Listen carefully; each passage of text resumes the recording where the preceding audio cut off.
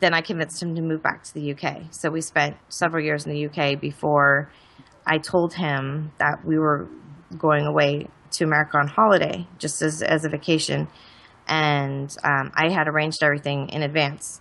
And when we got here, I told him that we weren't coming back, and that I wanted a divorce. And it was bad. Just the abuse, the real abuse started after that. I mean, he was so far away, he couldn't really do a whole lot, but he had family here. And even to this day, I suffer from them.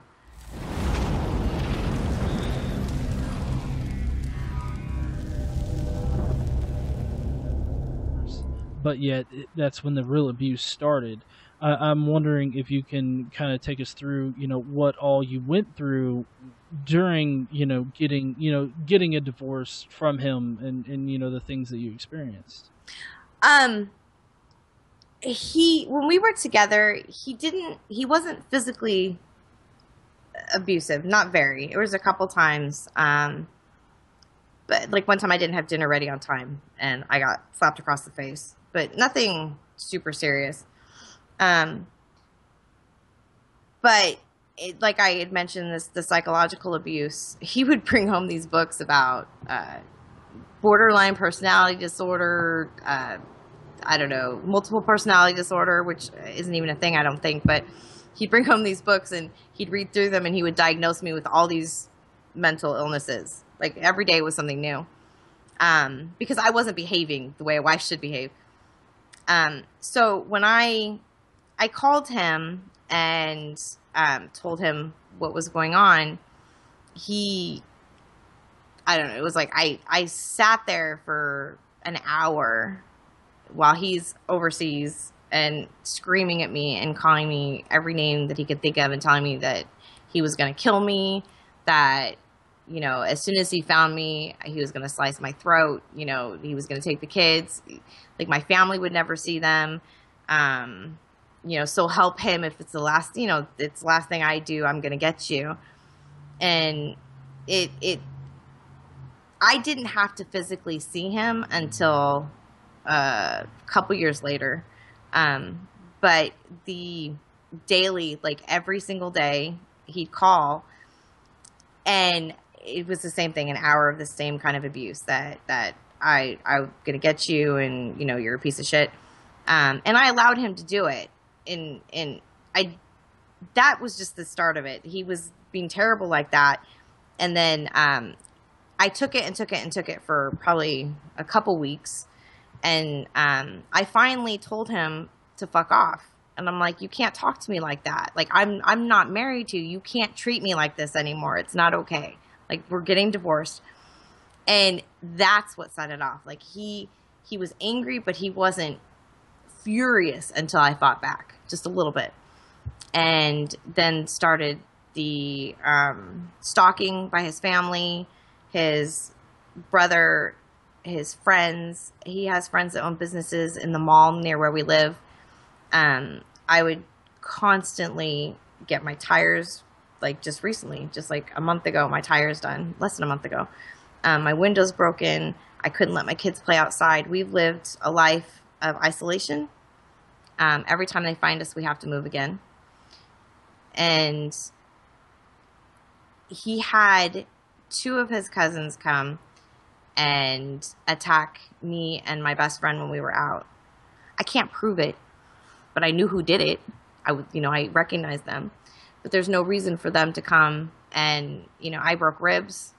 It was bad. And that's the only time that he's ever really done something to really hurt me physically, was that one time that we got beat up, but by two men. But it was the psychological abuse and the terror. That was, okay. He kept me terrified that he was going to show up any second and get my kids. And that was the thing he was the most successful at.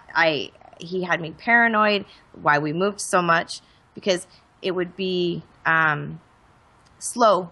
I'd see them drive by, or, I'd start getting phone calls. and it was taunting, and so it's psychological. Just it's fucking with you really bad, and he came to visit maybe 2.5 years after I had told, like, we had split up, and the divorce wasn't even final yet. I didn't even actually get my divorce finalized until like 2 years ago, maybe not even that.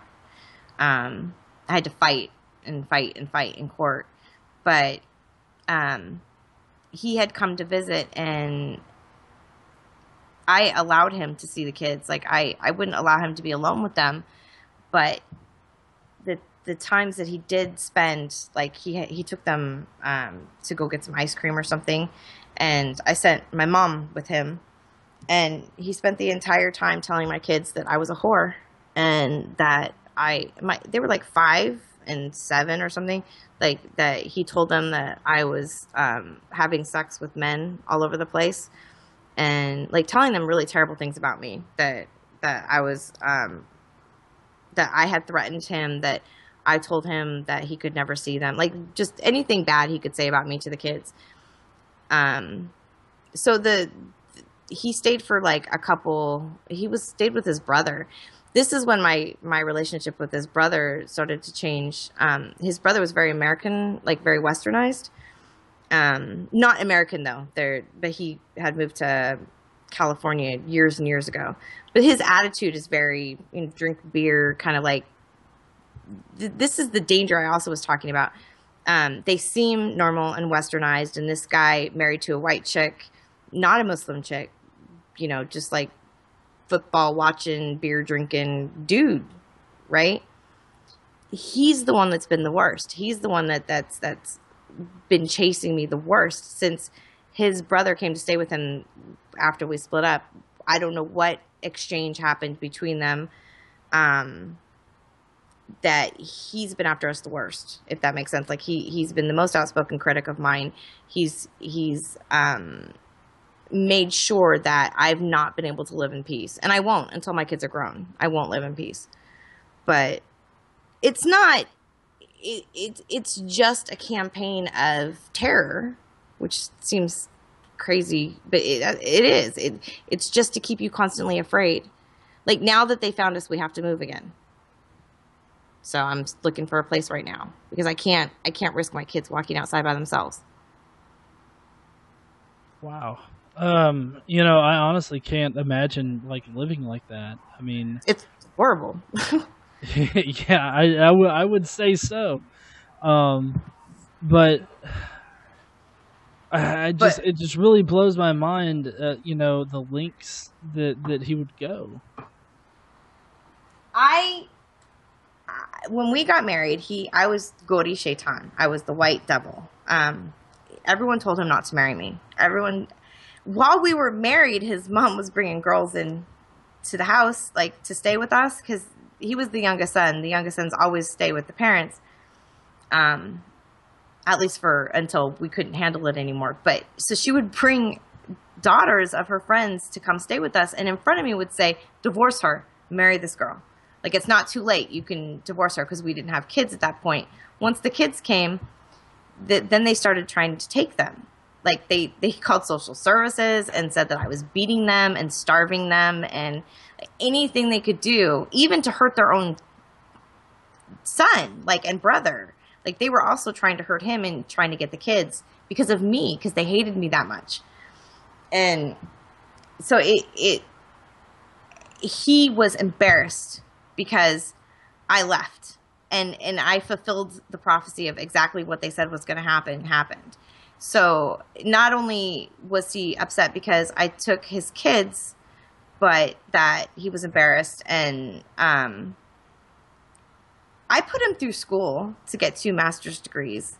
He didn't work. And so he's never paid a dime in child support. I never asked him for alimony. I didn't want him to know where we lived even. But this entire time we've been split up, he's never given me anything for the kids, not anything. And in doing so, he's ensured that he couldn't see them. I would never want to hurt a man by keeping his kids from him. worst thing in the world I want my kids to be as loved by as many people as possible. But because his family is so extreme, and his mom is insane and has money, and I thought it was probably better that he didn't have anything to do with them. So it's actually worked out in my favor because he owes so much money in child support. And I got cancer. After we left, there was a time period, probably 5 years after, 4 years or so after we left, I was diagnosed with cancer, and I didn't have, I couldn't work, and I didn't have health insurance. So I had to go on Medi-Cal, or, like a state insurance, while I was going through chemotherapy. So in doing so, I guess at least in California, they start collecting, or the DA starts a process for child support from the father, so they can collect the money from him. So he was court ordered to pay, I think it was $800 a month, because he's a private banking executive in Switzerland, and but he's never paid it. So he owes, I think the DA told me it was $100,000 or something ridiculous. So if he tries to fly back into the United States, they'll arrest him, because they go after child support cases hard in California. So that's been my only protection, at least from himself. He can't come here. But his family that's already here is here, and they could easily take my kids out. They had passports made for them. I can't stop him from getting passports of the kids, or copies of their birth certificates or anything. That's their father. So I can't say that, I can't put a travel ban on them, because I don't have evidence to say that they're trying to kidnap my kids. Because there is some recourse for parents who are trying to protect their kids from international kidnapping, but there's not a whole lot. So that's not my worst fear, but living, people being that hell-bent on harming you. And it's really about hurting a person, not what's best for the kids. Because, yeah, it's worked out in my favor that he doesn't see them, and that family doesn't have anything to do with them. It hurts that they missed out on that, even though they're terrible people.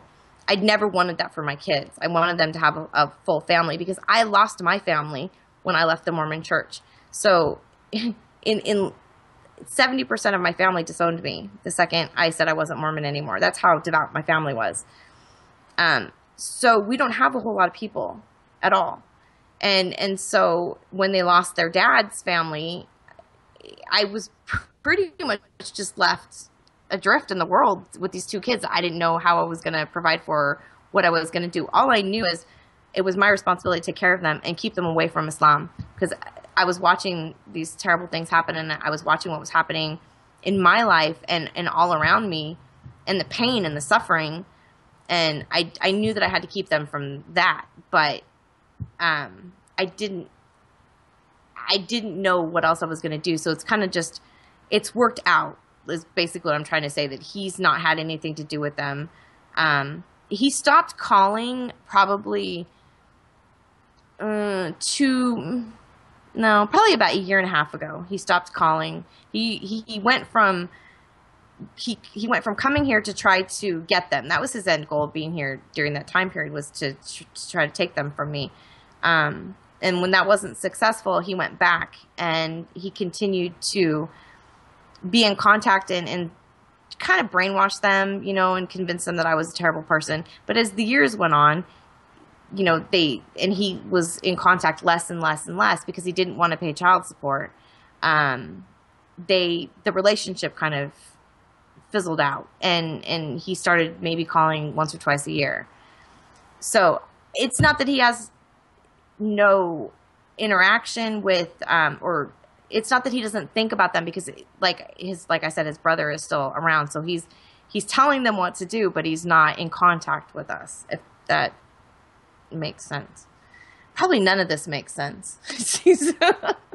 Well, from my own experience, which I had, my parents got divorced when I was about 7 or 8. And I mean, it was not a very pretty divorce. It was actually very strained and whatnot. But even in that respect, I mean, this sounds surreal, like how much you've had to go through and how persistent he is, and it really is surreal to me.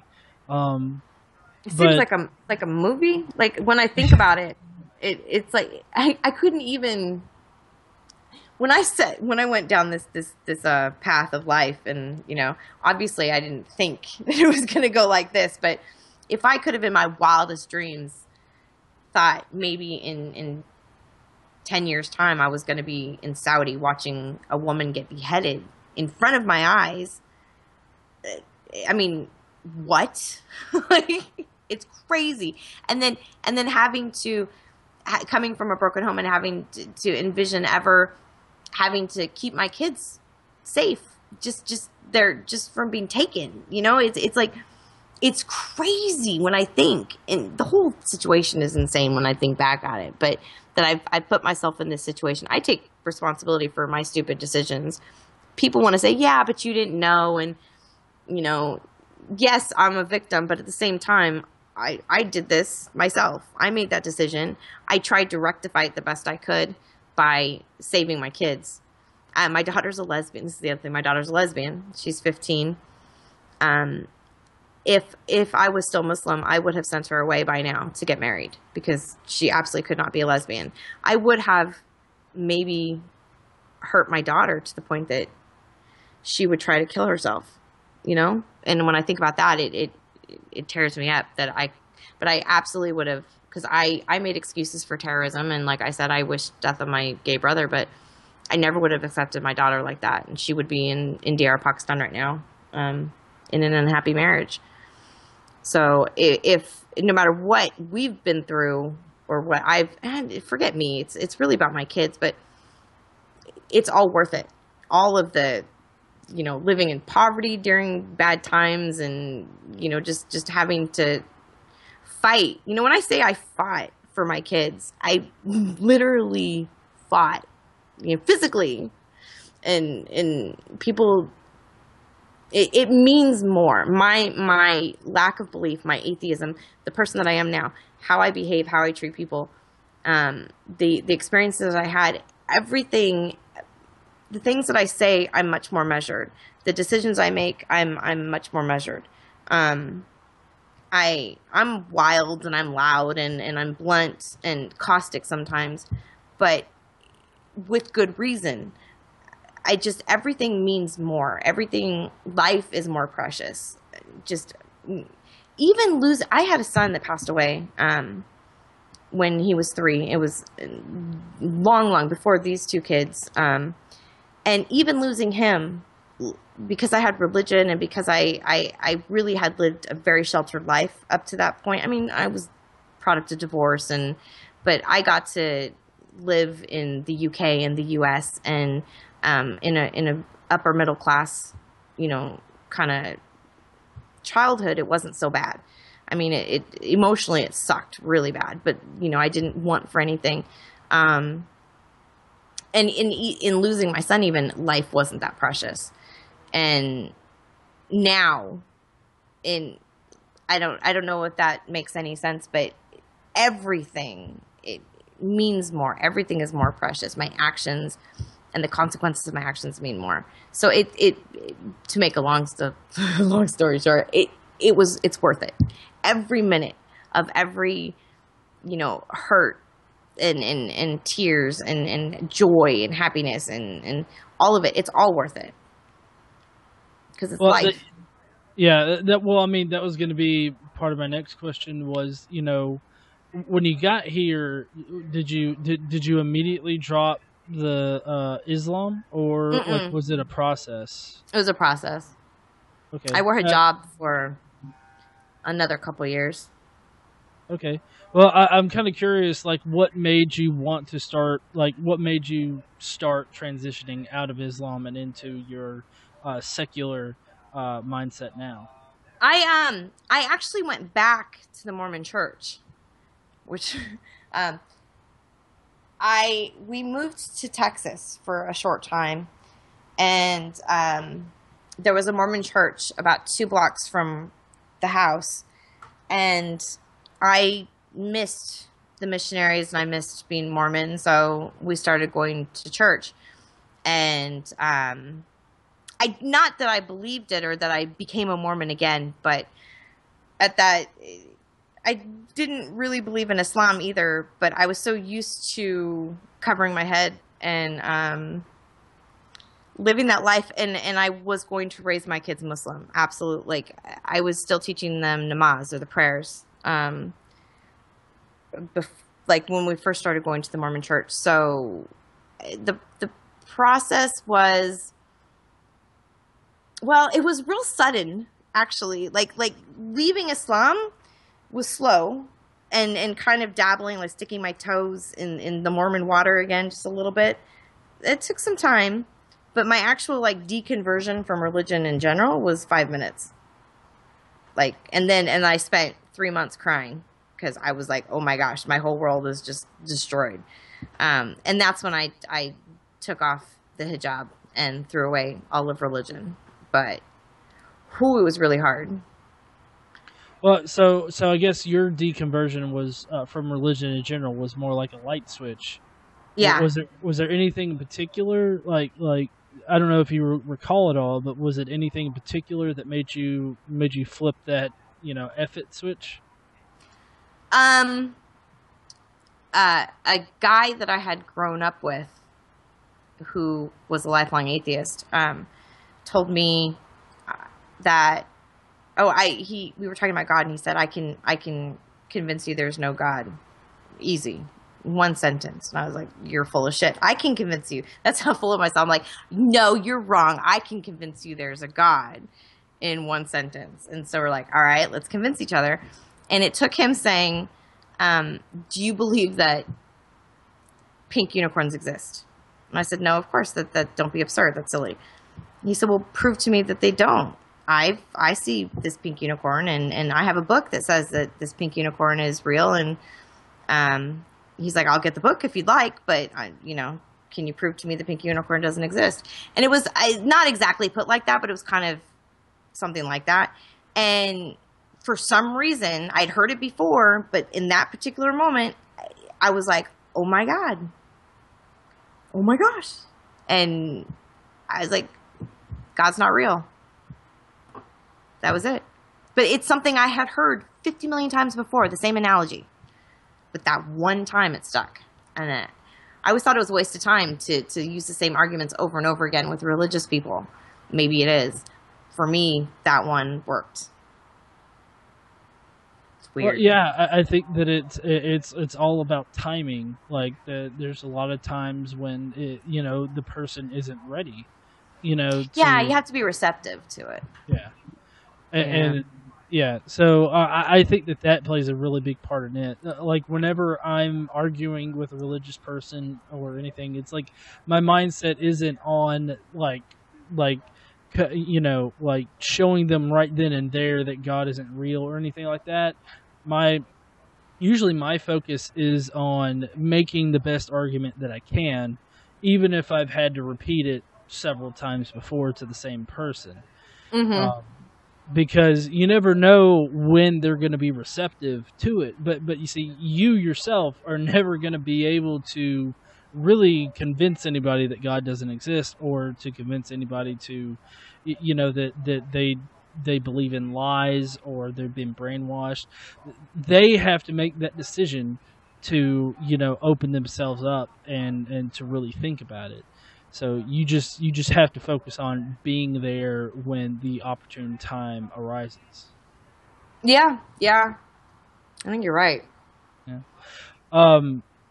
Let's see. Another question that I really like to ask to get people to reflect on their journey, almost, is like, if obviously, well, one of the questions that I ask is, what's the difference between you in religion and you now out of religion? But I think that we can discern that with your story pretty well. But another question is like, if you had to look back, like at yourself while you were in Islam, when you were just getting into Islam or whatnot, like, what would you say to yourself, like, back then? If I had to give myself advice? Yeah, if like Or because like well, the exercise is like if to the young Muslim that might be watching this, what advice would you give to them like right now, considering where you've been? oh gosh, aside from don't do it, I I look at other girls. There's some that have some videos on YouTube. Their conversion stories, and I watch their faces and the stars in their eyes. They have this look. It's the same look I had, and I want to shake them and I want to tell them it's a trap. Like, please don't do this. Please don't destroy your life by doing this. You're better than this. I don't think it would help. I think the one thing I would have listened to myself, and I think they would listen, is just pleading, and telling them don't take it literally. Just whatever you can do, don't take it literally, because that's where the problems start. And honestly, I wouldn't have been as extreme as I was. I can't talk about some of the things. Some things I'm really, really not proud of. And that never would have happened. If I wouldn't have taken it literally. And it just seems like such a simple thing, but it really, really, really makes all the difference in the world. Aside from run, don't do it, you're stupid, the usual, please, please, please don't take it literally. That's pretty much it. Well, I think that's pretty solid advice for just about any religion. Not taking it literally, considering, that they were written in a time when that's vastly different from now. Yeah. But no, yeah, and I have to say I really appreciate you sharing, your story, what you could of it. I've been captivated this entire time just listening to it. So I hate that you have to deal with all of this bullcrap. Basically, I hate that you're having to move.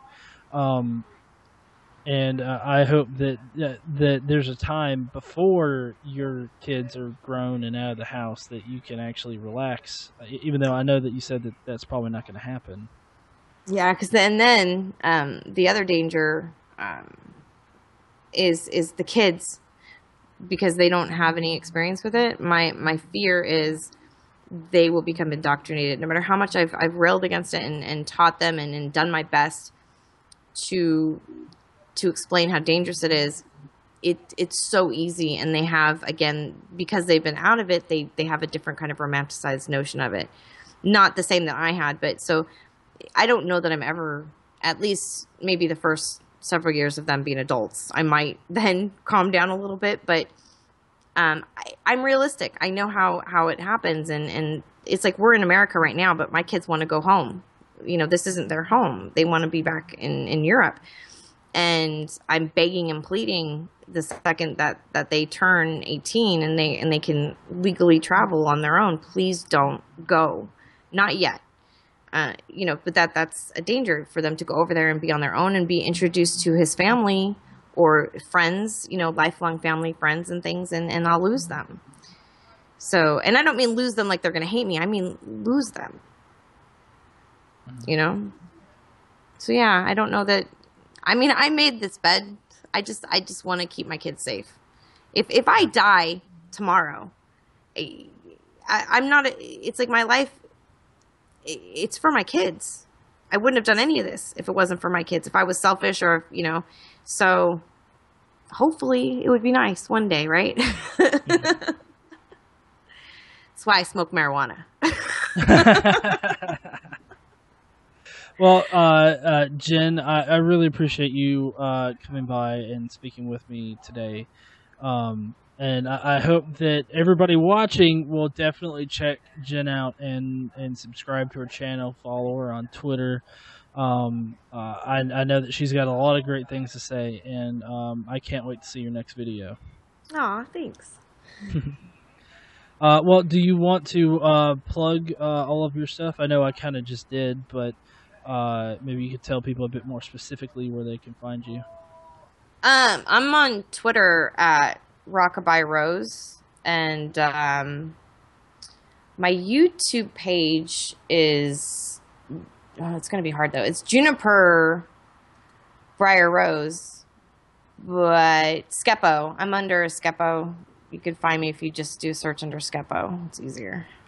Yeah, there's that if you happen to be watching on mobile or anything or elsewhere on the web. But if you're watching this on my YouTube channel, all the links are going to be down below. Aww. Make sure they're in big letters. Yeah. they're on the screen here too. They're not right now as we're recording, but in post they're going to be down there, right under your picture. So, but I just got a death threat. See, this is what I'm talking about. I check my, my messages from my YouTube videos, and I mean, I get at least a couple a day, but I hope you get raped, and why aren't you dead yet? It's nice. Oh. It's nice. Wow. Yeah. Well, hey, I actually, one time I got a Muslim to threaten to slice my stomach open and watch my entrails fall out while he screws my mom. Oh, nice. Yeah. That's inventive, right? Yeah, I was saying I've heard some things like it, not quite that. That's it's almost like yo, I got a threat today that'll blow your mind. Yeah, I'm like almost impressed. I'm like, whoa. But anyways, again, I appreciate you coming by and giving me this interview. And everybody, check out Jenn's links that are in the description or annotated here up on the screen. And I hope everybody has a lovely day. And I hope you don't get any more death threats or rape threats today. But again, thank you, Jenn, and we'll see everybody later. Thank you.